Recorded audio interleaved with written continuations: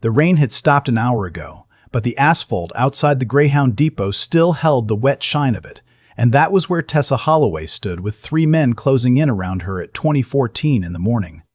One of them laughed, a high, ugly sound that bounced off the shuttered ticket window and came back twice. "Where you think you're going, sweetheart?" She didn't answer. She set her gym bag down on the curb, slow, the way you'd set down a cup of coffee you didn't want to spill. Her hands came up, empty, open, loose at her sides. The tallest of the 3 saw it and read it as fear. He was wrong about that, the way men like him are usually wrong about everything that matters, and in about 90 seconds he was going to learn it. But hold on, back up, because if I drop you straight into the parking lot, you'll miss the part that makes this mean something. You'll just see a fight, and this was never really about the fight. Let me take you back 12 hours, to a Tuesday that started as ordinary as any other. Tessa Holloway came back to Beaumont, Texas, on a Thursday in late September, and she came back the way she'd left it, quiet, with 1 duffel bag and no announcement. 29 years old. She'd grown up on the east side of town, in a little house with a chain-link fence and a porch her grandmother swept every single morning whether it needed it or not. Her people had been in Beaumont 4 generations. Her granddad worked the refineries. Her mother cleaned hotel rooms out by the interstate until her knees gave out. And Tessa, well, the neighbors figured she'd gone into the army and come out and gotten herself some kind of desk job. A fitness instructor, maybe. Something with PT tests and clipboards. She let them think it. It was easier than the truth, and the truth was filed in a building in Virginia, behind a clearance most of them had never heard of. The reason she came back was a phone call. Her grandmother, Dorothy Holloway, 71 years old, had fallen in the kitchen of the laundromat she'd run since 1989. Cracked 2 ribs, couldn't lift the soap totes, couldn't bend to clean the lint traps, couldn't run the place that had her own name painted on the window in peeling gold letters. Dots Wash and Fold. Open till midnight, 6 days a week. "I don't need you babysitting me," Dorothy said, sitting in her recliner with a heating pad and a face like a fist. "I'm not babysitting. I'm using the machines for free. Big difference." Dorothy snorted, but she let her stay. Here's a thing about Dots Wash and Fold that you'd need to live in that neighborhood to understand. It wasn't just a laundromat. It was where the night shift nurses came after their 12s to wash scrubs that smelled like the worst day of somebody's life. It was where old Mr. Adisa from the corner did his wash because his apartment building had ripped out the machines and never replaced them. It was where teenage mothers folded onesies at 11 at night, with a baby asleep in a car seat on the plastic chair beside them. Dorothy kept the coffee free. She kept a box of granola bars behind the counter for anybody who looked hungry. She'd loaned out more quarters than she'd ever gotten back and never said a word about it. So when Tessa took over the late shifts that first week, she wasn't just running a business. She was holding a place that mattered to people who didn't have many places left. She learned the rhythm fast. Dryers 3 and 7 ran hot, so you warned folks. The bleach dispenser stuck. Mrs. Vargas came in every Monday and Thursday and liked to talk about her son in Houston. The college kid with the headphones always left his clothes in the washer too long, and you had to knock on the window and point. Tessa moved through it easy. She wiped the counters, she swept the floor, she fixed the wobbling table leg with a folded matchbook the way her grandmother always had. And on her 4th night, a woman named Reid Tillman came in at 10:30 with a laundry basket and a worried look, and she told Tessa something that changed the whole shape of the week. "You want to be careful here at night," Renee said, low, glancing at the door. "There's a group and coming around." Tessa kept folding. "What kind of group?" "Young guys. 4, 5 of them. They call themselves something stupid I don't remember. The Iron something." Renee's mouth went tight. "They've been shaking down the businesses on this stretch. Mr. Park at the liquor store, the taqueria, the nail place. They come in, they break stuff they tell you would be a real shame if it happened again, and then somebody pays them so it doesn't. Protection money. That's the polite name for it." Renee dropped her voice further. "And the one who runs it, Dawson. Cody Dawson. His daddy's that lawyer with the billboards out on the highway, the one with his face the size of a barn. You ever try to file a complaint, it disappears. Cops know him. Judge knows him. Boy's been arrested 4 times and walked 4 times. Tessa set the folded towel on top of the stack. She was very calm. People who knew her would have recognized that particular calm and gotten nervous. Has anybody talked to my grandmother about this? Renee looked away. Your grandma's been paying them since June. $80 a week. She didn't want you to know. She didn't want you to worry. And there it is. That's the thing that gets me about this whole story. And I want you to sit with it for a second. This 71-year-old woman with 2 cracked ribs running a laundromat for the poorest people in her neighborhood, handing $80 a week to a kid in a leather jacket because she was scared. Not scared for herself. Scared for the place. Scared that if the money stopped, the windows would break, and the nurses and the mothers and old Mr. Adisa would have nowhere to wash their clothes. She never told her granddaughter, because she thought her granddaughter taught fitness classes for the government. Tessa finished the shift. She drove home in her grandmother's old Buick. She did not say anything to Dorothy that night, just kissed her on the forehead and checked her pain pills and turned off the light. But she sat on the porch until almost 3 in the morning, and somewhere in those hours she made a decision. And once Tessa Holloway made a decision, the rest was just paperwork. The next night, they came. It was 11:15. The laundromat was nearly empty.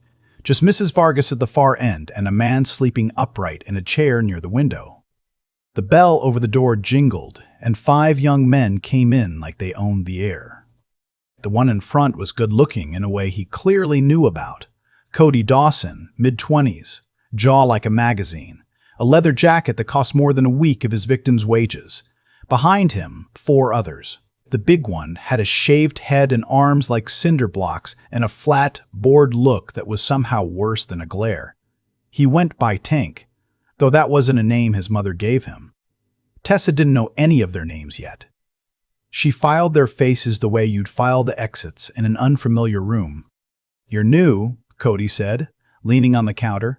He smiled. He had good teeth. "Where's the old lady?" "Resting. I'm covering." Resting. He repeated it like it was funny. He picked up the little jar of free lollipops Dorothy kept by the register and turned it over in his hand. "You know how this works, or do I gotta explain it?"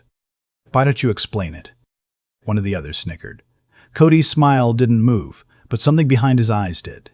He set the jar down a little too hard. "This neighborhood's got problems. Crime.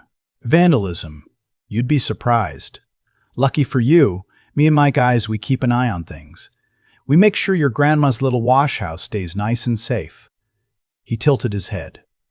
"$80 a week. She knows the deal. You bring it Friday, everybody's happy." Tessa looked at him for a long moment. Then she reached under the counter, and 4 of the 5 tensed, and she came up with a granola bar and slid it across the counter toward him. "You look hungry," she said. The room went quiet. Mrs. Vargas had stopped folding. Cody's face did something complicated. He wasn't used to being handled, and he didn't have a script for it. Tank took a step forward, and Tessa watched him come and did not move, and Cody put out a hand to stop the big man without looking at him. "Friday," Cody said. The charm gone now, his voice flat.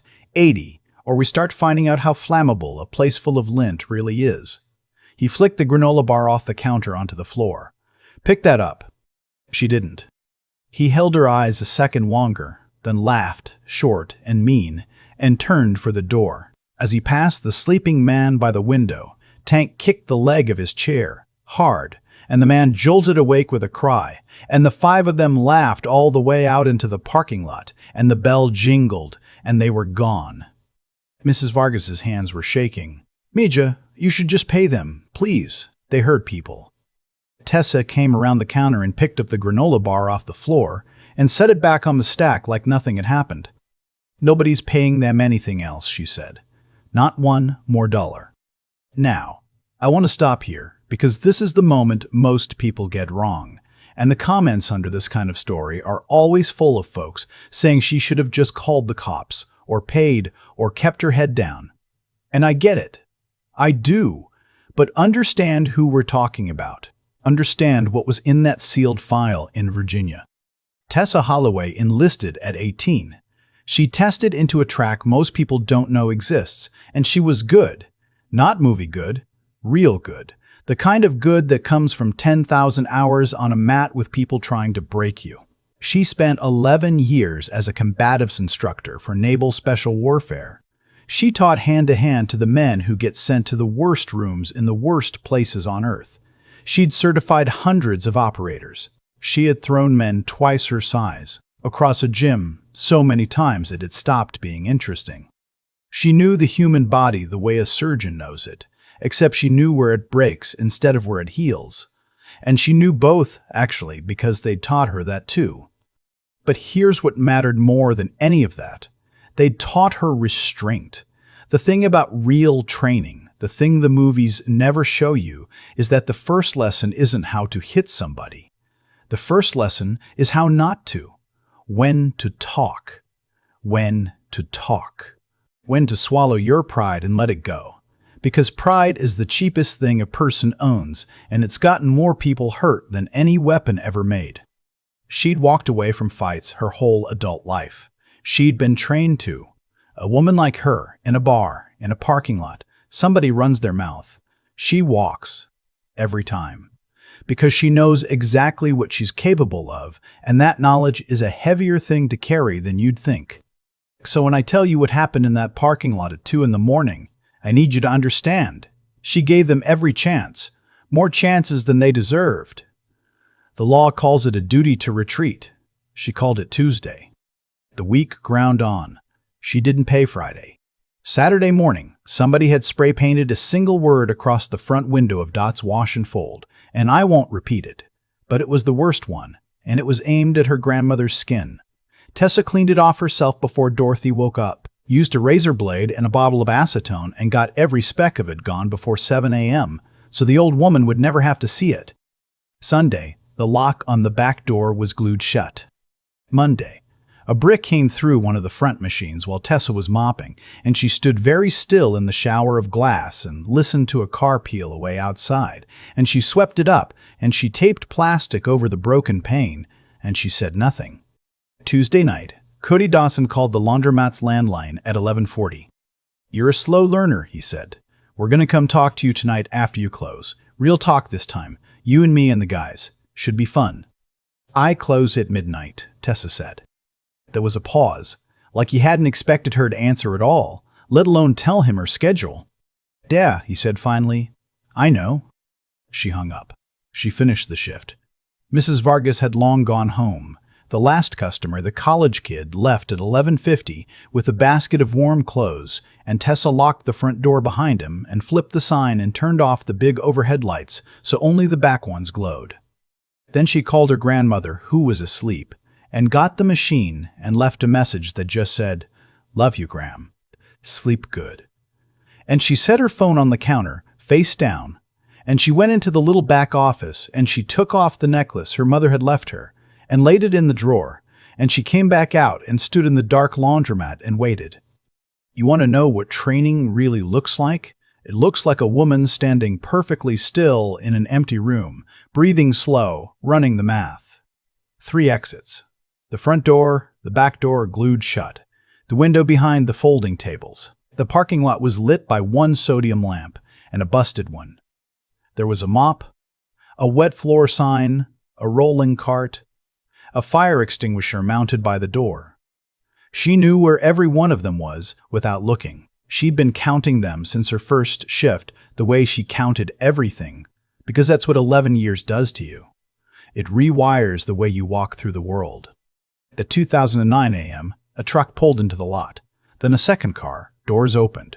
She counted the silhouettes through the plastic taped window. 5. She walked out the front and let the door lock behind her.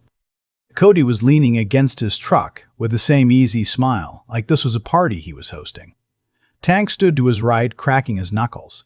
The other 3 spread out in a loose arc across the wet asphalt, cutting off the sidewalk, the alley, the street. Textbook, if any of them had read a book. One of them held a tire iron. Another had a length of chain wrapped around his fist. The 5th had his hands in his pockets and a grin like he'd been waiting for this, his whole sad life. "There she is," Cody said. He pushed off the truck, the fitness instructor. He'd done his homework, or his daddy's investigator had. It didn't matter. He walked toward her until he was maybe 6 feet away and dropped a crumpled wad of bills on the ground between them. "There's your 80. Pick it up. On your knees. And then maybe, we let you keep working here?" Tessa looked at the money, then at him. "Go home, Cody." The smile flickered. "All of you. Get in your trucks and go home, and tomorrow we pretend this didn't happen. That's the only good ending you've got tonight. I'm telling you that as a kindness." Tank laughed. The one with the chain laughed. Cody's jaw tightened. "Last chance," Tessa said, and her voice had changed, gone quiet and level and somehow louder for it. "Walk away. Now? Okay? Real question, and I want you to actually answer it, not just watch. 5 men. Weapons. 2 in the morning, nobody around. And she warns them. Twice. How many of you would have had that kind of hold on yourselves? Because I'm not sure I would. Tell me down below, I'm genuinely asking. Then stay with me. Because here's where 11 years stops being a secret." Tank moved first. They always send the big one first. It's a mistake, but it's a confident mistake.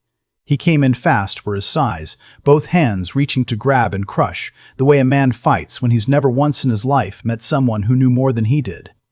Tessa stepped in, not back in, inside his reach, where all that mass became useless. Her left forearm came up under his elbow and turned his own forward momentum into a stumble, and her hip dropped, and she had his wrist in a grip that bent the joint against itself, the way joints were never meant to bend. He folded forward with a grunt, and her knee came up into the nerve cluster above his thigh, the spot they spend a whole afternoon on in week 3, and his leg simply quit. 240 pounds of him dropped to one knee on the wet asphalt with a sound like a sack of feed hitting a dock. 3 seconds. The one with the chain swung it overhand, all shoulder and rage and no footwork at all.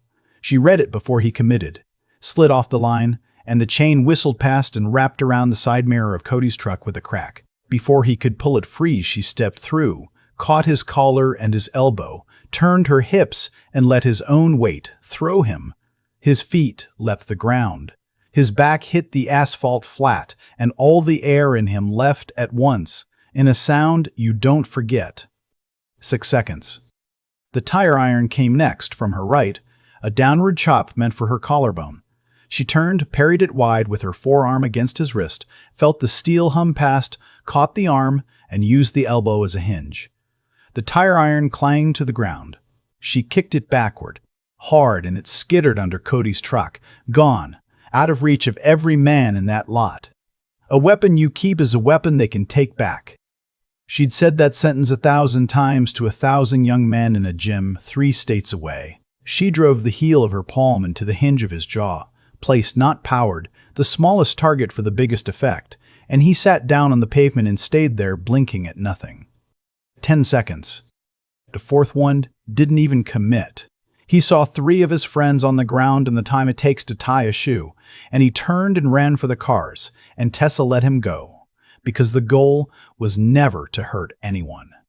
The goal was to end it. Big difference. And then it was just her and Cody Dawson. He hadn't moved. The smile was gone now, all the way gone, and what was underneath it was a much younger and much smaller thing than the magazine jaw had ever suggested. His hand went to his waistband. "Don't," Tessa said. He pulled the knife anyway, a folding blade, and his hand was shaking, and that shake told her everything she needed to know about how many real fights Cody Dawson had been in versus how many frightened laundromat owners he'd stood over. "You think you're something," he said, and his voice cracked on it. "You don't know who my father is." "I don't care who your father is." He lunged. It was a bad lunge, the lunge of a man who'd seen knife fights in movies and never in life. She caught the wrist, redirected the blade past her ribs, felt the cloth of her shirt tug as it slid by. She turned the wrist over.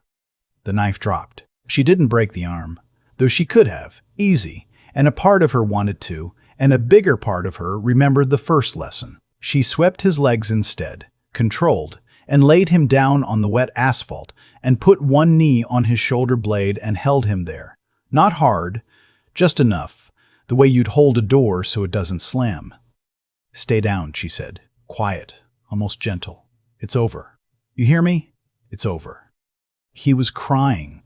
25 years old, his father's name on billboards up and down the interstate, and he was face down in a laundromat parking lot, crying into a puddle, while a woman he'd called a fitness instructor held him still with about as much effort as it takes to hold a leash. Tink tried to get up once. She looked at him.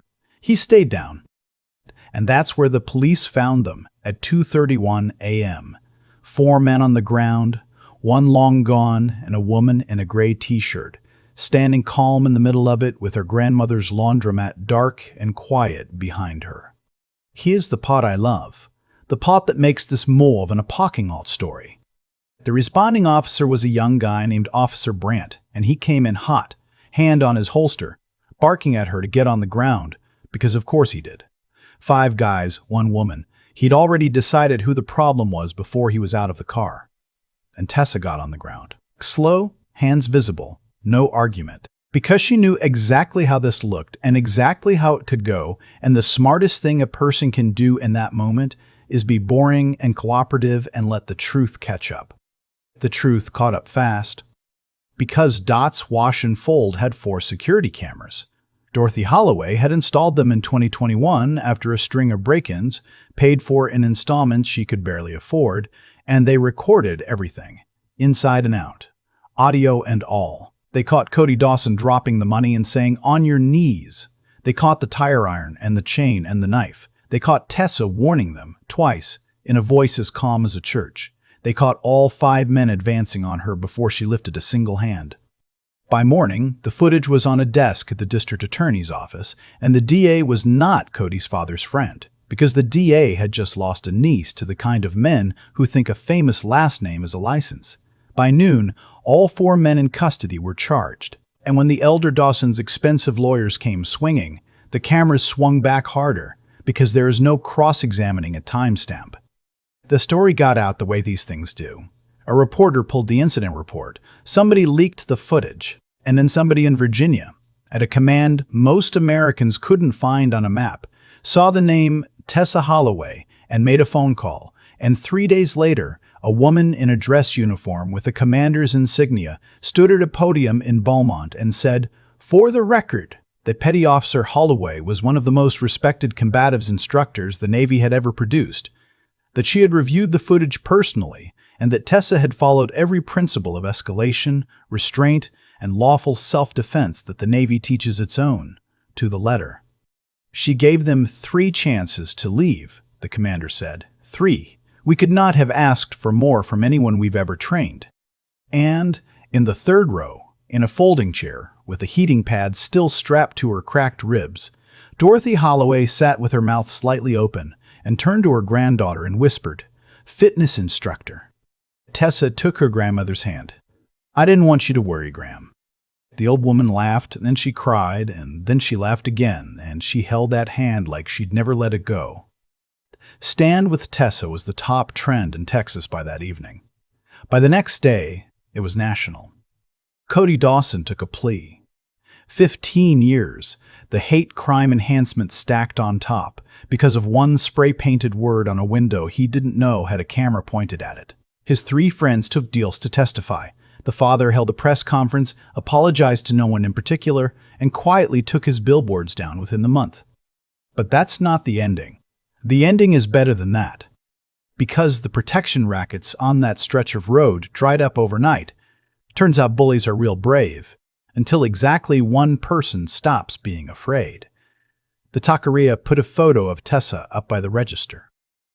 Mr. Adjur, Park at the liquor store wouldn't let her pay for anything ever again, which became its own kind of problem. And Dorothy, once her ribs healed, did something her granddaughter didn't expect. She cleared out the back storage room of the laundromat, hauled out 40 years of broken dryers and lost and found. And on the first Saturday morning of the next month, 8 women showed up, nurses off the night shift, 2 of the young mothers, a cashier from the dollar store, Mrs. Both, Vargas with her arms crossed and her jaw set. They came to learn. Tessa stood in front of them in workout clothes, And she didn't start with a punch. "The first thing I'm going to teach you," she said, "isn't how to hurt somebody. Most of you are never going to need that, and I hope to God you don't. The first thing is this: you are allowed to take up space. You're allowed to say no and mean it. You're allowed to look a man in the eye and not flinch. Half of every fight is over before anybody throws a hand, and it's won by the person who decided, somewhere deep down, that they were not going to be a victim today." One of the young mothers had her baby asleep against her chest. She started to cry, quiet, trying to hide it. Tessa walked over and put a hand on her shoulder, the same hand that had held Cody Dawson face down in a puddle a month before. "You're already in the right room," she said. "That's the hardest part. The rest is just practice." They called it the Dots Wash and Fold Self-Defense Circle, which is a terrible name for a thing that probably saved more lives than anybody will ever be able to count. And it met every Saturday at 9, free, coffee included, granola bars behind the counter for anybody who looked hungry. Tessa went back to Virginia eventually, back to her 300 candidates and her mat and her quiet sealed file. But every few weekends, she drove the long road back to Beaumont, and she ran the Saturday circle, and she folded towels beside her grandmother on Sunday afternoons, and she never once corrected a single neighbor who still introduced her, proudly, as the girl who taught fitness for the government. Some secrets you keep because you have to, and some you keep because the truth was never the point, the people were. Dorothy Holloway understood that better than anyone. She'd been keeping a whole neighborhood safe with free coffee and loose quarters for 40 years before her granddaughter ever threw a single man to the ground. The apple, as they say, doesn't fall far. What stays with me about Tessa Holloway isn't the fight. It's the granola bar she slid across that counter before any of it started. A woman who could put a 200-pound man on his knees in 3 seconds, and her first move against a bully was to offer him something to eat. That tells you everything about the kind of strength that actually matters. The hands were never the point. The character behind the hands was. I keep coming back to the cause and effect of the whole thing, because nothing in this story happened by accident. Cody Dawson didn't lose because Tessa was stronger. He lost because for years he'd been building a life on the bet that nobody would ever stand up to him. And that bet works right up until the exact moment it doesn't. Dorothy paid $80 a week out of fear. And that fear fed him, and the feeding made him bolder, and the boldness made him careless. Until one night, he walked into a parking lot wired with his own grandmother's cameras and handed a prosecutor everything. He built his own cage, one brick at a time. He just didn't notice he was inside it. And Tessa won long before that parking lot, in all the years she spent doing the unglamorous work. 11 years on a mat getting thrown down and standing back up. That's where the real discipline came from. Not the talent, the showing up. Nobody films the 10,000 boring repetitions, but that's the part you can actually copy. You and me, we're never going to wake up knowing how to disarm a man with a knife. What we can build is the same 3 things she built. The decency to treat people right even when you don't have to. The clear head, to see a situation for exactly what it is before you act, and the backbone, to hold a hard line when everyone around you is begging you to fold. That last one is the rarest. Mrs. Vargas told her to just pay. The whole neighborhood had quietly agreed that bowing down was survival. Tessa looked at the same facts and saw something the others couldn't. That fear, once you feed it, never stops being hungry. That's not muscle. That's judgment, and the courage to act on judgment when it costs you something is the thing that separates the people who change a street from the people who just live on it. I think about Dorothy in that folding chair, ribs still wrapped, whispering, "Fitness instructor." And I think the lesson isn't that you should learn to fight. It's that you should become the kind of person who's worth standing up for, and then become the kind of person who stands up. Both halves matter. Tessa was loved by that neighborhood because of 40 years of free coffee and loose quarters her grandmother handed out, and she protected it because somebody, somewhere, taught her that walking away has limits.